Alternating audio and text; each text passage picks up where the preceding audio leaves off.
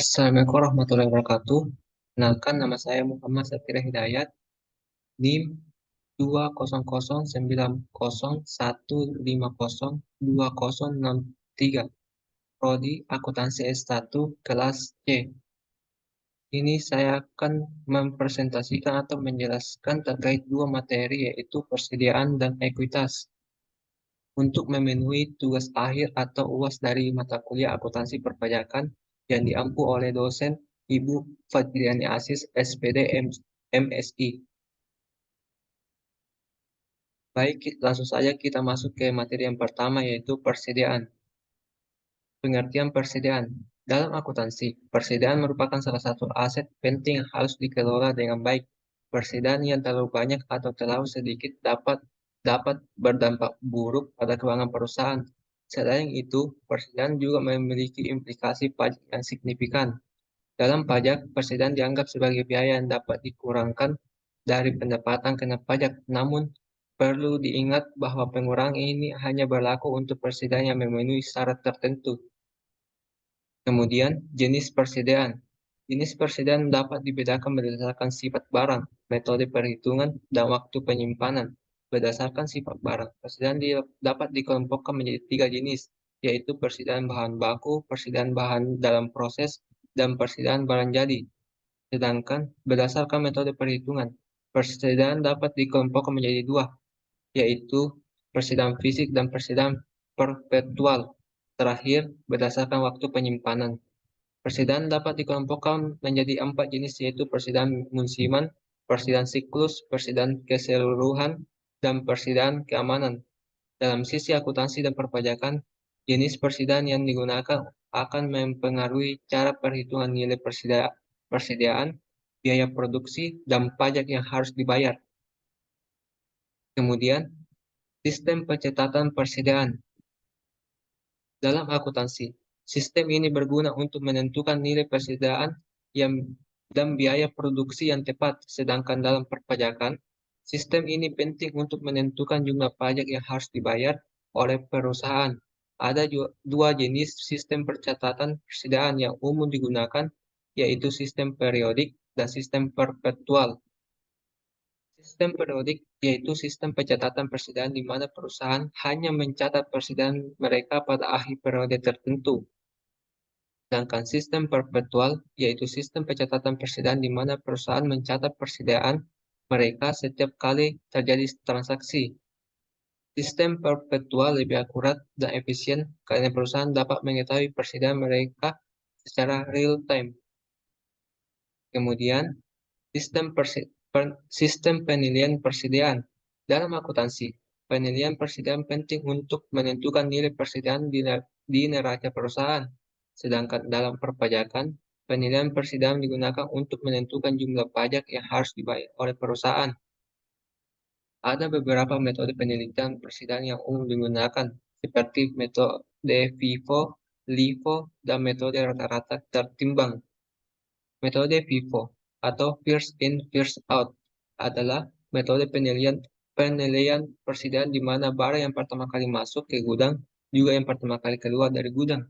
Sedangkan metode LIFO, Last In, First Out adalah metode penilaian persediaan di mana barang yang terakhir masuk ke gudang akan menjadi yang pertama keluar dari gudang.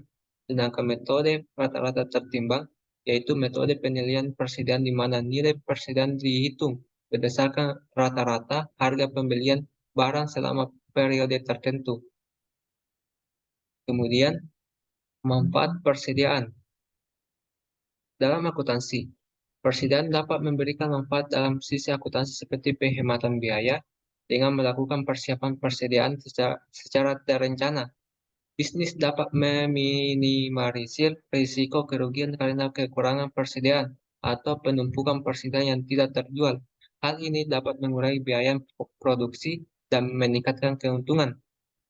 Sedangkan dalam perpajakan, persediaan juga memiliki manfaat dalam sisi perpajakan seperti pengurangan beban pajak. Dalam perhitungan pajak, persediaan dianggap sebagai biaya dan dapat dikurangkan dari pendapatan. Hal ini dapat mengurangi beban pajak yang harus dibayar oleh bisnis. Jadi, kesimpulannya, Persediaan memiliki peran penting dalam sisi akuntansi dan perpajakan.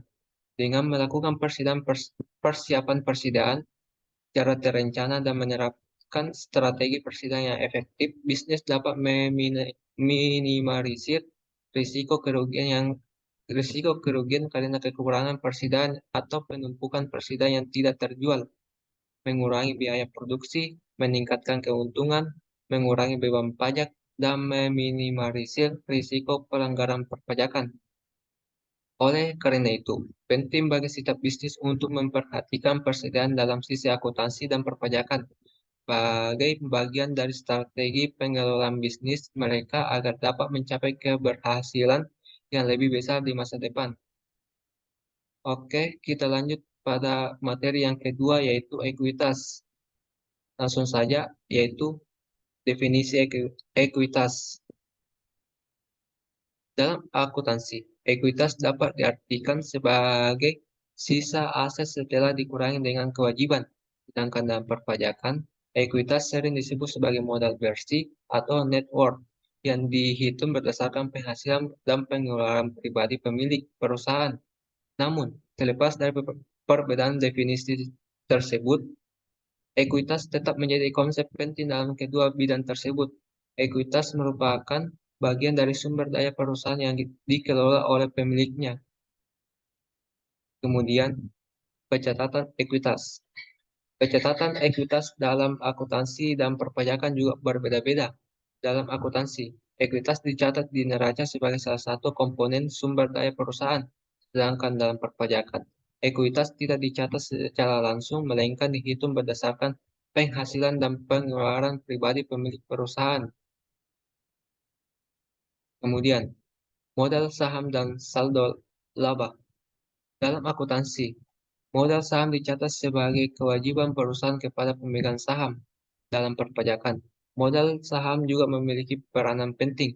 Pada saat perusahaan mendapatkan keuntungan, maka keuntungan tersebut akan dibagi kepada pemegang saham. Bagi hasil ini dikenakan pajak penghasilan yang harus dipenuhi oleh perusahaan.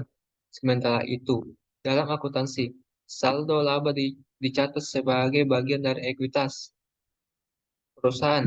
Namun, dalam perpajakan, saldo laba memiliki peranan yang berbeda. Dalam perpajakan, saldo laba dapat menjadi objek pajak penghasilan jika perusahaan memutuskan untuk membayarkan dividen kepada pemegang saham. Jadi, kesimpulannya, dalam akuntansi dan perpajakan, ekuitas merupakan konsep penting yang harus dipahami oleh setiap perusahaan. Ekuitas dapat diartikan sebagai selisih antara aset dengan kewajiban dan terdiri dari beberapa jenis seperti modal saham, laba ditahan, dan laba atau rugi komprehensif lainnya. Perbedaan antara ekuitas dalam akuntansi dan perpajakan terletak pada pengukurannya. Namun, pemahaman tentang kedua konsep ini sangat penting bagi perusahaan untuk mengambil keputusan bisnis yang tepat dan mencegah risiko pelanggaran pajak. Jadi sekian presentasi atau penjelasan terkait materi persediaan dan ekuitas. Saya akhiri dengan ucapan Assalamualaikum warahmatullahi wabarakatuh.